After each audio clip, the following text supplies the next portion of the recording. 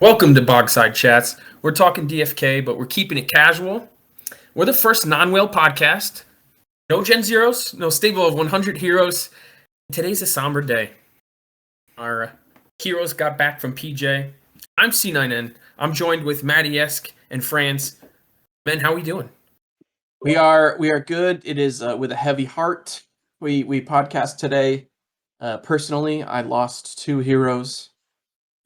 How about you, friends? 7 fallen soldiers. We remember the dearly departed. Oh my gosh, I lost my captain. I lost no one else because that's all I sent. But You named the captain? It hurt. It hurt all the same. It was just one, but he was important to me. He was very important. So we are missing Guy Kid today. So half our facts aren't going to be correct, and we've got no facts. Don't say that. Don't promote that. No, it's okay. Okay, they know it. Everybody knows Sometimes know what we're talking about too. So, Matty asked, what do we got on the agenda? Right. Well, obviously, Perilous Journey was last Wednesday. Today is Friday the 18th.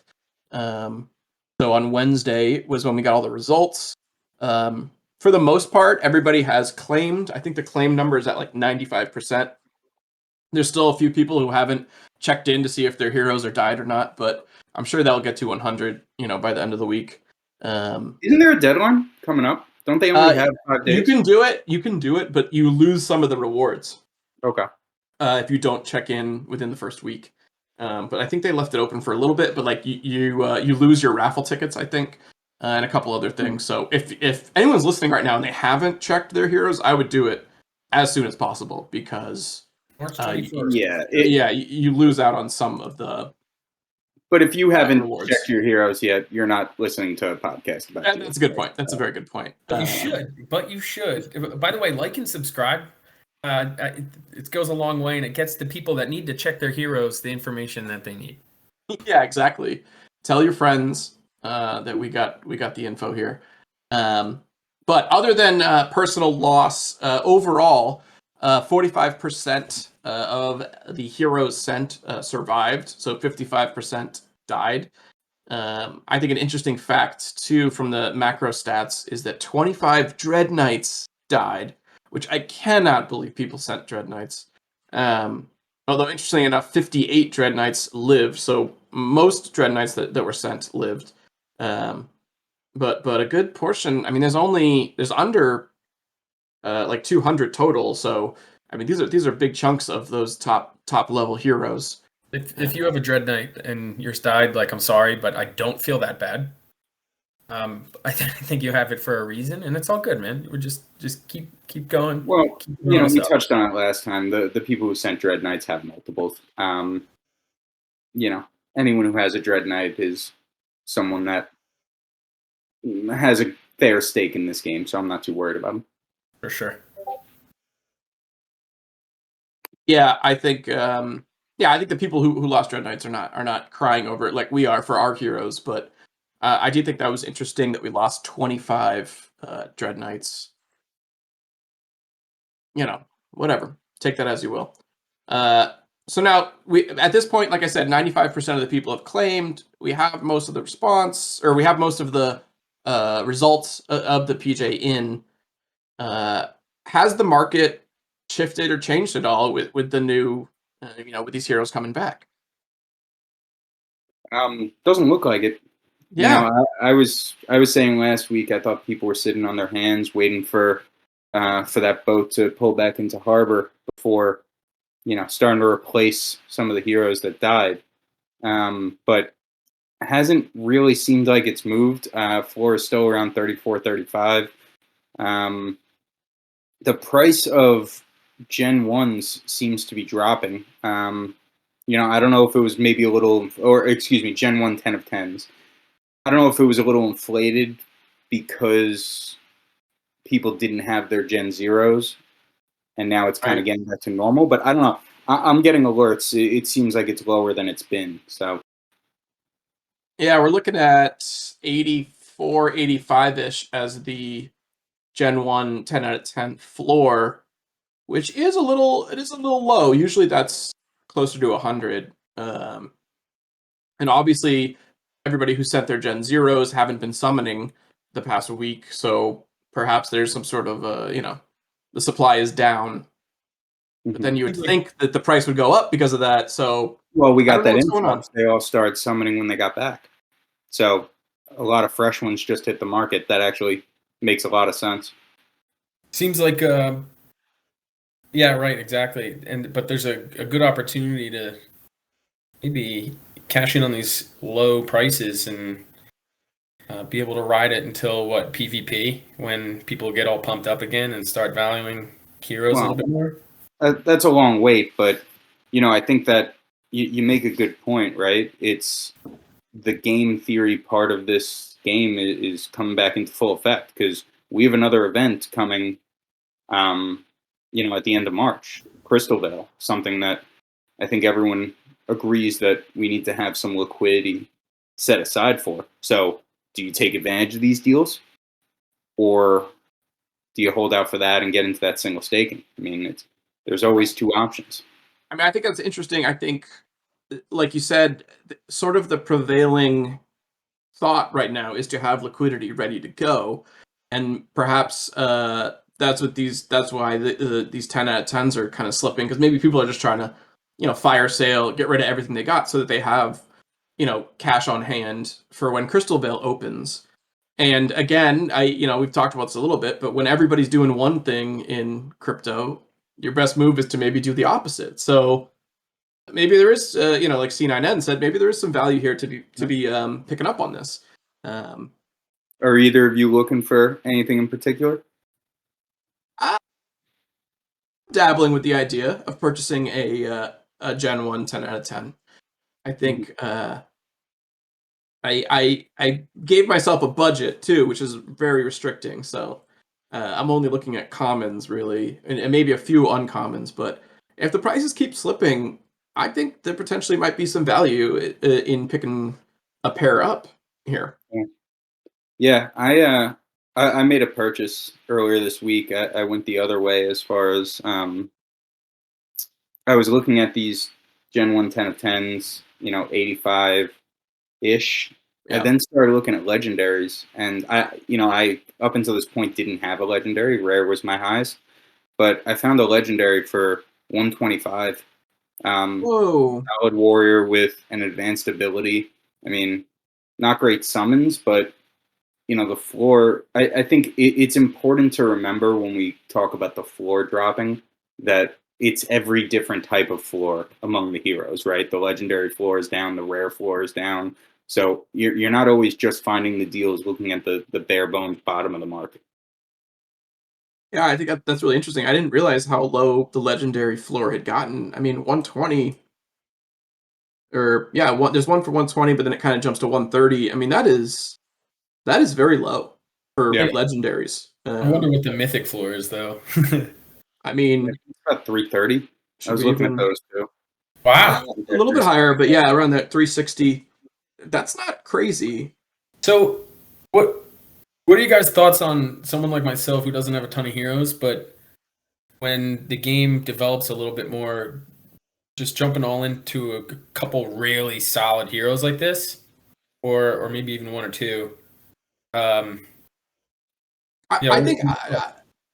Sorry, and just me personally, I think we're sort of in the same boat, C9N, but I'm a little hesitant to make a purchase like this for like a legendary or a mythic when I'm not positive on what PvP or PvE is going to look like.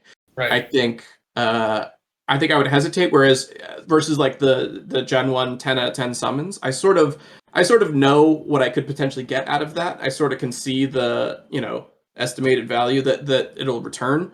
So that's something I feel safer kind of jumping into. Whereas going all in on a mythic or legendary who hypothetically will be a strong PvP guy when we don't know the game exactly, I hesitate there.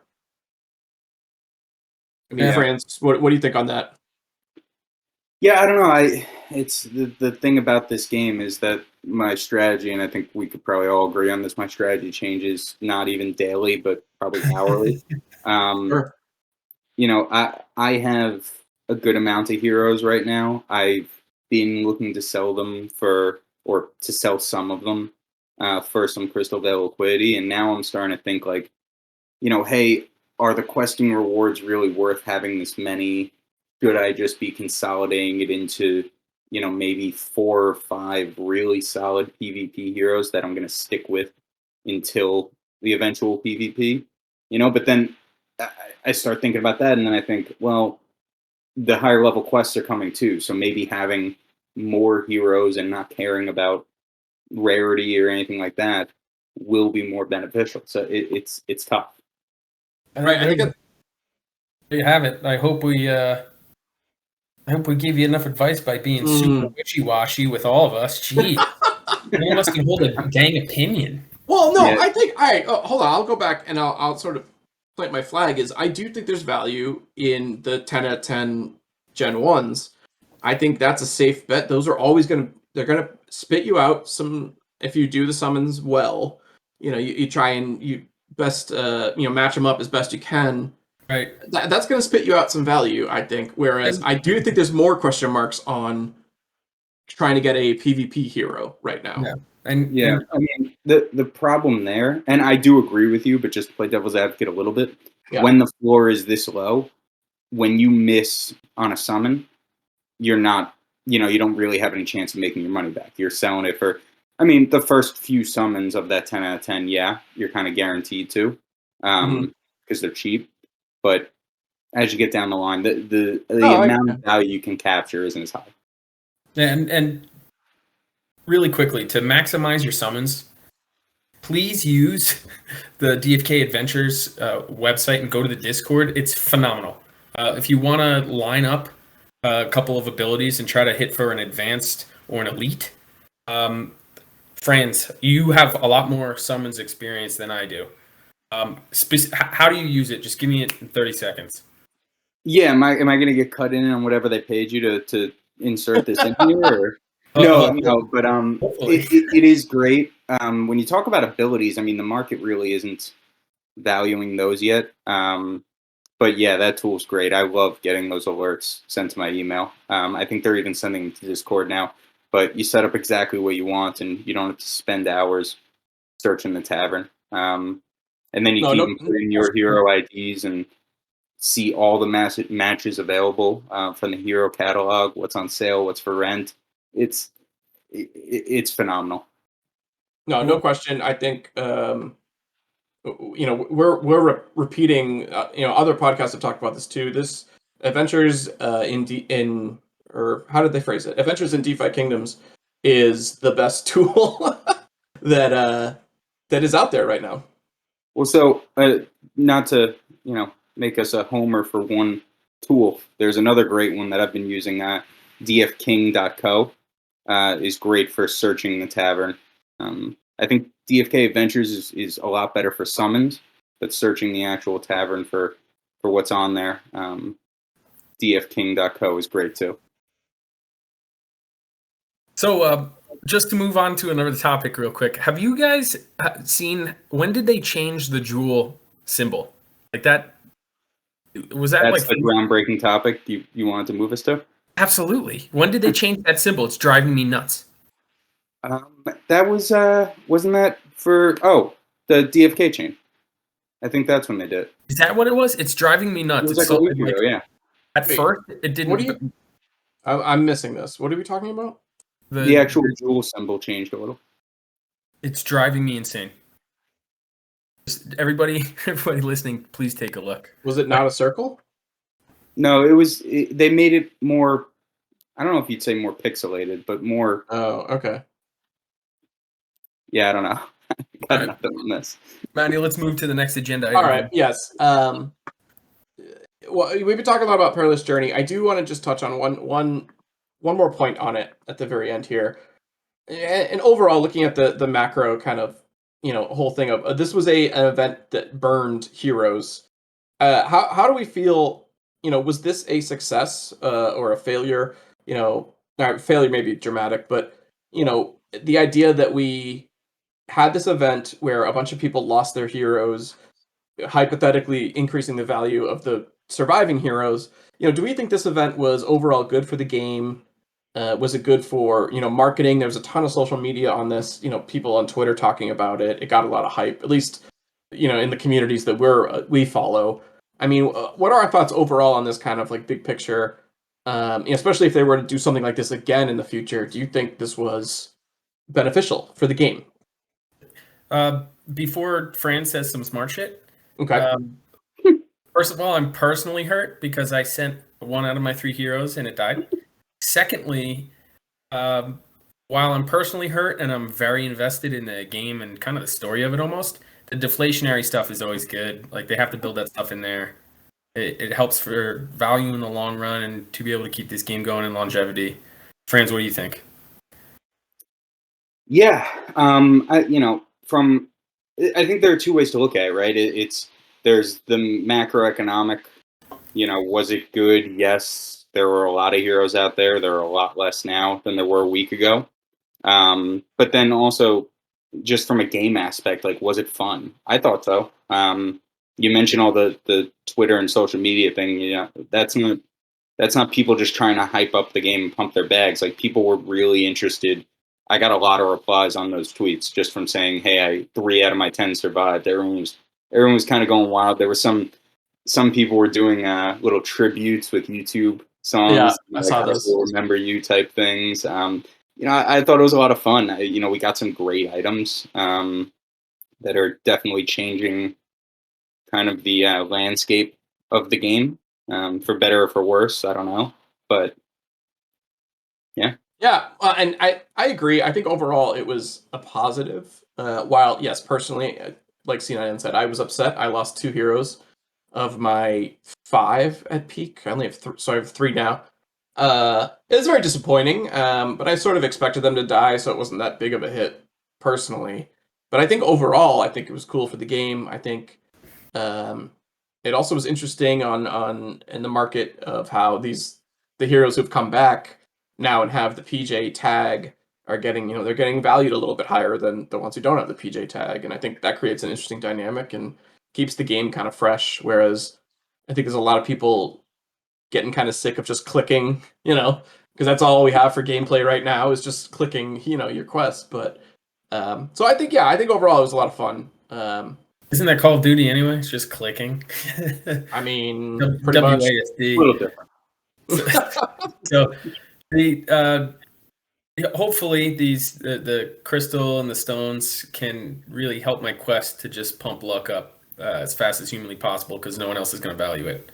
That's looking at it. That is a great segue to the new items that we got as part of this. These crystals and stones. That the crystals help on the level ups. They boost your percentages, similar to how the blue stat boosts your percentages on the stats. And then the stones help you in your summoning. They give you a boost when you summon them.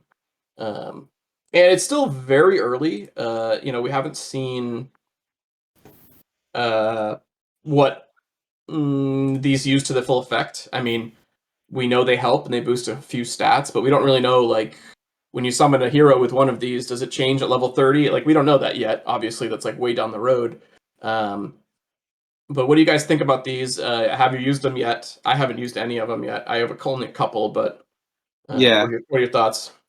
So I used one, that legendary that I mentioned. I used a Might Stone on him. Okay. Or no, a Might Crystal, right? Mm-hmm. Crystal is the level ups. Stones are Yeah. the summoning. Yeah. Yeah, and I thought they're cool. It's a new wrinkle.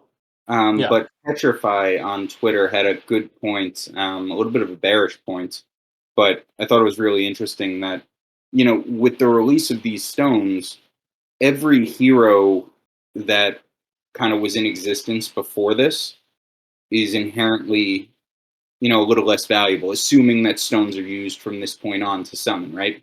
Every hero that's summoned from this point on is going to have a boost that the heroes that we have don't have, right? So that put a bit of a sour taste in my mouth as someone who's invested a little bit more in heroes. It's part of the game. I'm sure there'll be more kind of changes that they make as things go on.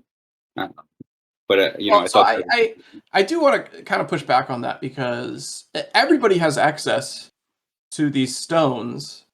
Mhm. I'm confused on how. I mean, I guess I understand what you're saying. Like, especially the summoning ones. Yeah. New heroes summoned have an advantage with a stone versus somebody who's held on to their hero for a long time now. But I I oh, mean, you have just as much access to the stones whether you had a hero or not.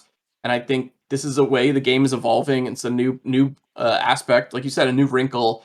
I I guess it's somewhat bearish for long term hero holders, but in the long run, the game's going to evolve and change, and this is just part of it. I I don't give any value to that argument.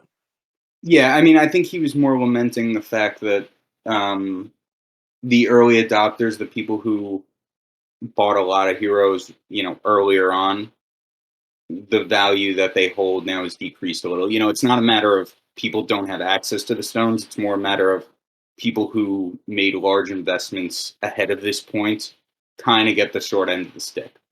Which, I mean, again, I see where he's coming from. I I mean, don't. yes and no. They were eligible for a ton of snapshots, a ton of Sure. early drops and stuff like that. I think I, I'm not saying what he's saying is not legitimate. I'm just saying I'm not too worried about people that have been hanging on to heroes for longer than me because most of them are doing better off right now. And so yeah, so these stones maybe level the playing field. That's fine by me. You know. Yeah.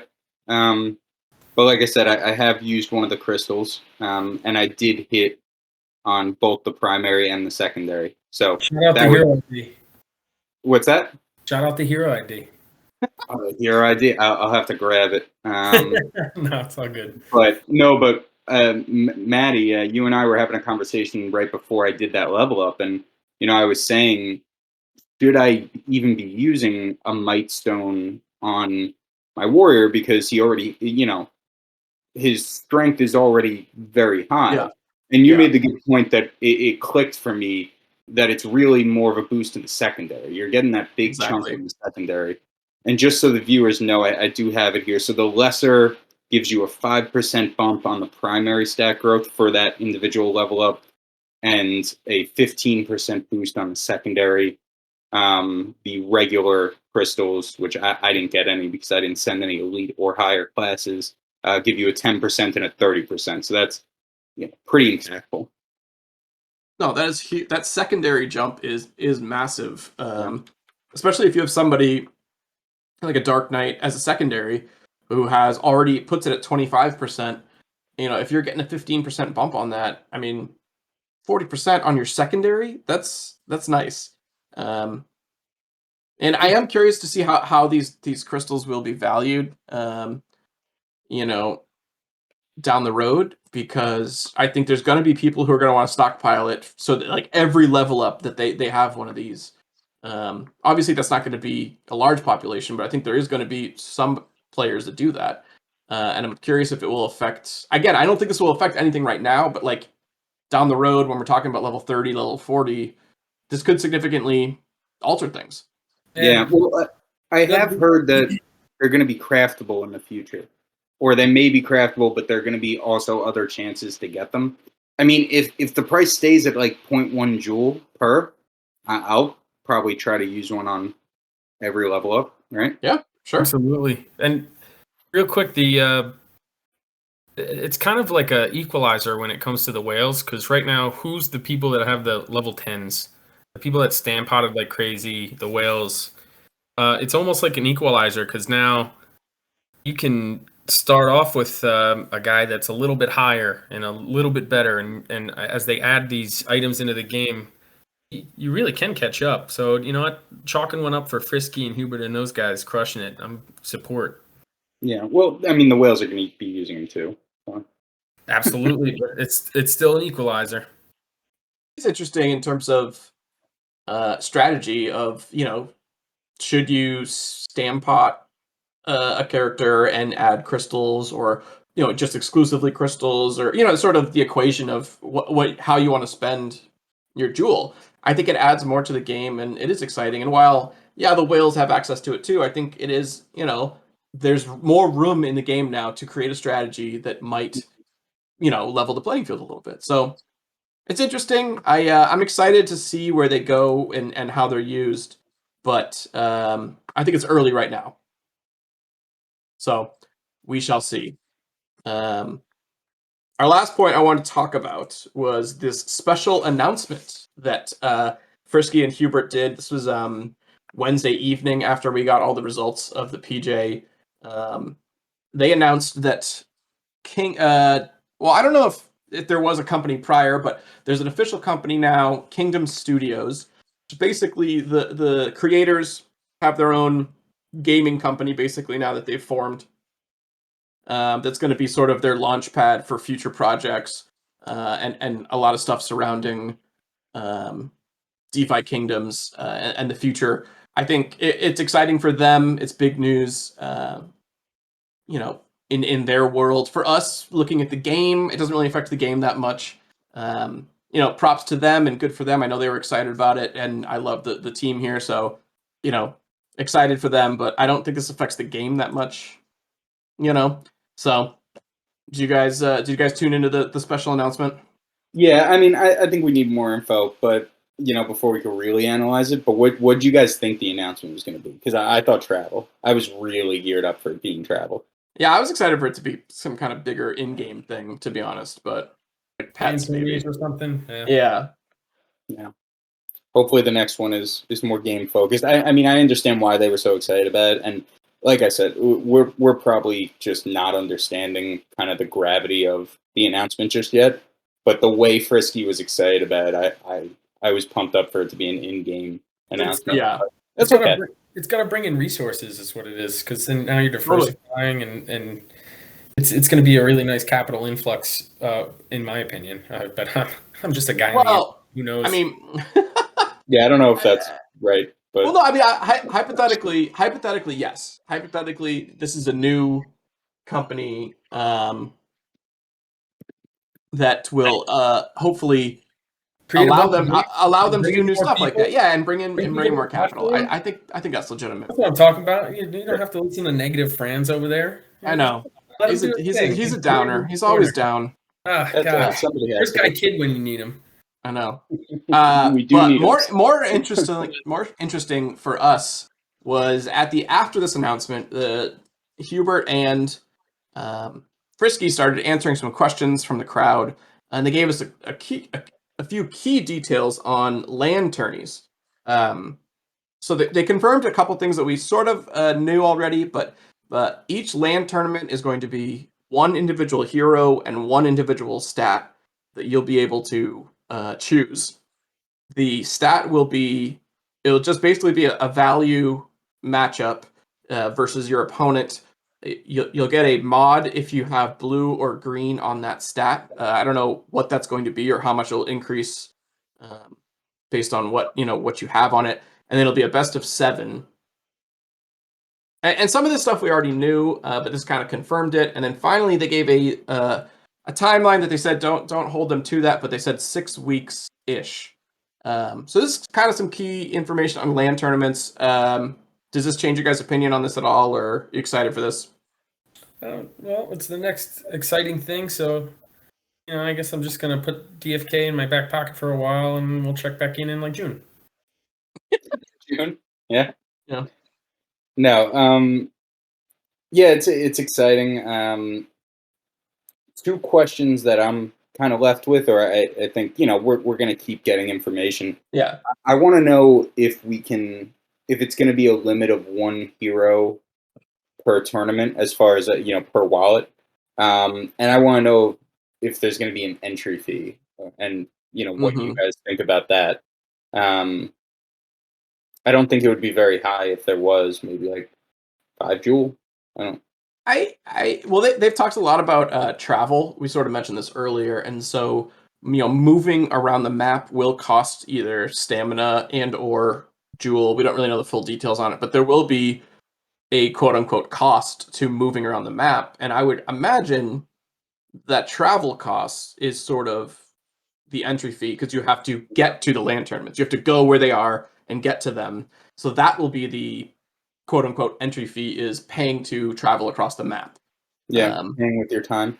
I like Yeah, that. exactly. Yeah, something like that. I can't imagine. I mean, if there is a entry fee, it would be, like you said, It would have to be. five at absolute most. I mean, I'm Imagine thinking if they even made it like one, 20 jewel. or like 200 People would gold, freak out. 200 of the in-game gold. Even I mean, outposts are Could utilize gold in another way. yeah. Outposts are really toll collectors. They're just strategically planting it. Just gonna I keep mean, interacting. I'm excited to see them describe travel. I hope it's not like a detriment to small players. That would be very upsetting. Yeah, if it was like. Well, wait, how would it be? How would that? If it was like how many extremely, heroes no, if it was like it costs more, if it was like 5 jewel to even travel across the map, I don't think it'll be something like that, but it's gonna be stamina based. There's not going to be a jewel fee for traveling. Ooh, I that's hope a hard not. point. I hope That's not. a hard point. But we're gonna hold you to it. Yeah. I mean, I think I'm excited. I hope it'll be an interesting dynamic of a choice players will have to make. Am I going to travel to X location? It means I can't quest for a certain amount of time. Because there's some loss of value there. Yeah. The other thing about land tournaments that came out, well, this isn't really about land tournaments, but it definitely impacts land tournaments, is level 20 is now the new cap. Right. Whereas I was kind of getting excited that, hey, I have some heroes that are near the top for each stat. That's going to be blown away in 6 weeks. well, we'll see. Right now, they don't have the higher level quests right now, so it would take an insane amount of time to go from level. I mean, there's a few level 11s right now. You can see in the catalog. I don't think there's any level 12s yet, but they're still doing level 0, profession quests. So there's no way they can get to. They need an insane amount of experience to get that high. So right, but they also said that those higher level quests should be coming soon. So I think we're probably going to get those before the land tourney. How soon before is it going to be enough time to juice those heroes up?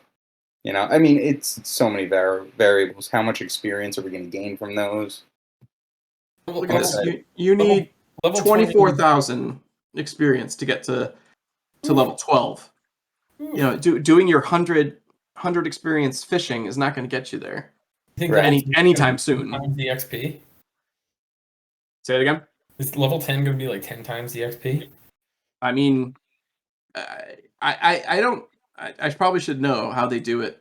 I believe it's linear from level 1 to 2 to 3. I think it's 1,000, 2,000, 3,000. But I don't know if they'll change that, going forward.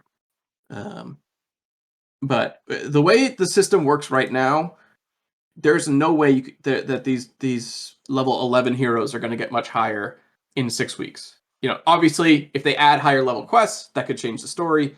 But right now, there's no way they're not even gonna get. They'll barely get to level 12, in my opinion. No, I mean, will a level 10 quest be 10 times the XP of a level 0 quest? I mean, we don't know. Well, we're going to level 1 quest next, not level 10. Yeah. True. But still, same theory. So that was a weird one to wrap it up on. Level 20. I should have put that at the beginning of the podcast. That got me hyped. Again, it's not gonna. Nobody's getting to level 20 anytime soon. We're gonna have many more podcasts to discuss the levels before anyone gets close. But I'm very intrigued to track the top levels and see. I agree. As they progress. All right, boys. This has been an episode of Bogside Chats. We're talking everything DFK. We're keeping it casual. Zero Gen Zeros. No stable of 100 heroes. You can't retake it. You have to stick with this right now. Oh, yeah. Goodbye. Like and subscribe. We should just re-record that whole ending. Take it. No, say it again. We're leaving all this in. Yes, I know. Oh, fuck you guys. No, we're good. Like and subscribe. Follow Franz on Twitter. Follow GuyKid88. Follow Matty Pesk. You don't have to follow C9N. Night. All right. Thanks, guys. Thanks, guys.